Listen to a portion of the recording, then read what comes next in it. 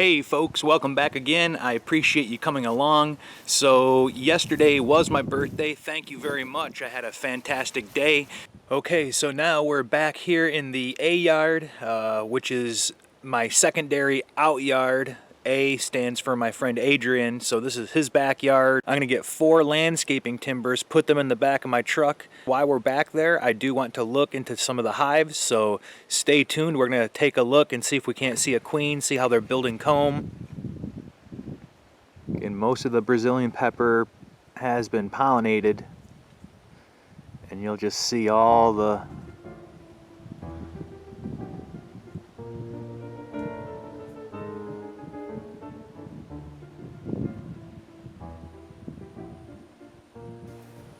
That's why I kind of like undeveloped lots a lot better than rural backyards, because if there's undeveloped lots, there's more blooms and forage. So for example, I'm going to go ahead and grab these 2 landscaping timbers right here and put them in the back of my truck.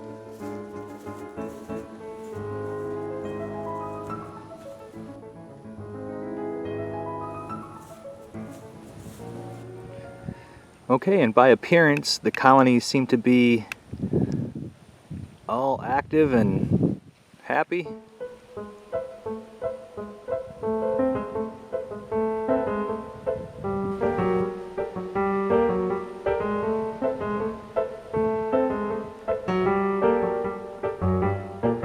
It's always a good sign when you're seeing bees flying in and out of your colonies. And again, it looks like just normal activity. There's no fighting or robbing. Okay, so without any further ado, folks, let's go ahead and open up some of these hives. I'm going to start this one on here on the end.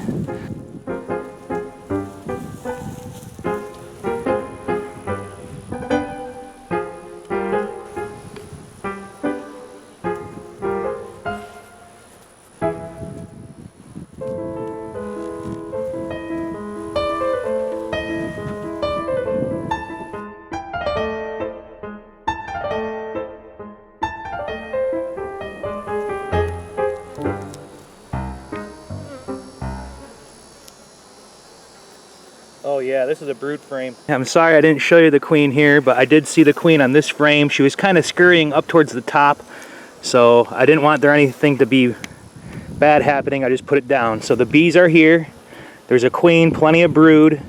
Now they did have 2 frames of plasticell foundation on the outside.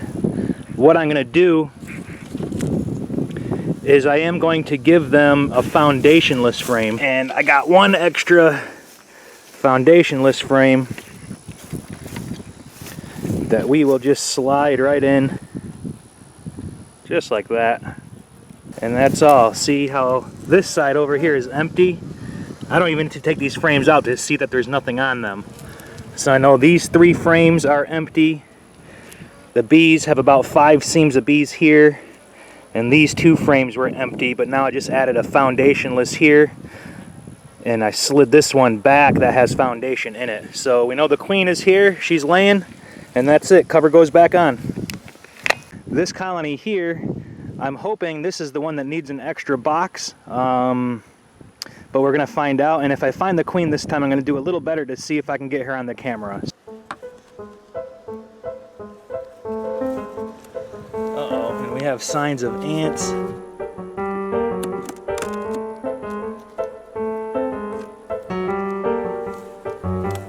Underneath of the lid looks fine.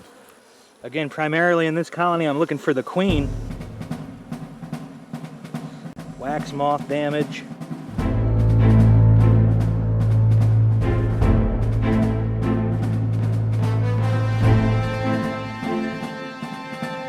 I'm kind of worried about this colony here. Not liking what I'm seeing. Every frame has signs of wax moth webbing. No eggs, no larvae. We have slimed up honey frames. This colony was queenless, folks. Yeah. All this honey is nasty. It's like the wax is all nasty. So I need to take this away. Well, that didn't go too well. The frames in that colony were all empty. No eggs, no larvae. no capped brood, no signs of a queen, very little bees, and almost every single frame had early signs of wax moth damage. So unfortunately, that colony did not acclimate. Who knows, it may not have even been queen right from the get-go. Again, remember I had the T's on top of the box because I needed more time to check to see if there was a queen. So the answer to that question is no, there probably was no queen. But no worries, what I did is I shook each frame out and I just laid out the frames in the open, and I'll let the bees pick off any little resources that they need. And then I'll come back later on before it gets dark and I'll collect all these frames. Now I don't even want to call this a mistake because this was a removal and I did not verify that I got the queen during the removal process. So learning experience for me. Human beings are not perfect, so this is what I'm doing to rectify the situation. Well, ain't that a bummer, folks? Sometimes that's the way it goes. You come over to assume that you're gonna need to expand a colony and you open it up and actually it's dying out and dead. So it does happen from time to time. That's been my first dead out for a while, to be honest with you. I haven't really had a dead out since I think back in June when I was trying to raise a small nuke that got toxicity poisoning. But now all that's left is we're gonna go ahead and go out to the D yard with the new landscaping timbers and see if we can't set up the stands, and I'm gonna grab a level at the house, try to get the stands at least somewhat level, and then we can move bees. So let's go check it out. All right, folks, so welcome back. We're over here at the D yard. You'll see I kind of backed up my truck a ways here, and now I have the landscaping timbers kind of laid out how I want to have the stand set up. I'm going to stay with the natural arcing of the pathway, so to speak, and that way I'll have the hives one stand this way and then this way, and I'll be able to put at least 10 hives here. I'm thinking easily 5 on each stand. I've finally been able to get the cinder block situated. It's somewhat level. I still got a little bit of finagling with the leveling.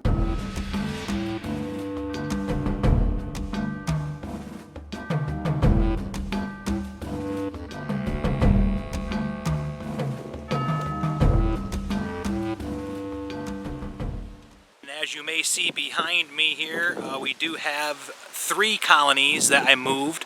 Again, these were previous swarms that were in my backyard underneath my oak tree, and instead of moving these colonies 5 to 10 feet into my bee yard, and that might be a little more challenge for the bees to reacclimate, I moved them 3.5 miles away to this yard. But I returned today for one purpose. A way to prevent your frames from cross-combing or getting stuck together with beeswax is to make sure your hive sits level, left to right level.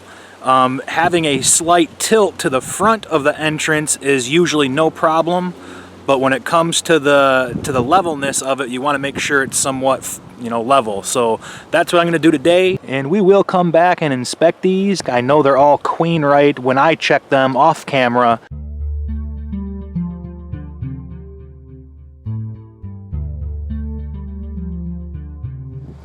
That's not good. We want that little bubble to be right in the center. So we're going to try these for shims. We have a stick there. We have a stick there. And we see the bubble is now in the middle. So that's the important part. You want to make sure your beehive sits level. So it's not that way or that way. Use one of these levels that you can pick up at any big box store. They're not that expensive. And just make sure that bubble is in the middle. Continue to follow my progress to see if the beautyberry seeds propagate or germinate, and we're going to have a lot of those in our bee yard. Again, I'm going to post a lot more future inspections for these beehives here behind me. Thank you very much for following me on Facebook and YouTube. Hopefully I'll get some more videos coming up. Wax rendering, wine filtering, and a whole bunch more. Stay tuned and happy beekeeping.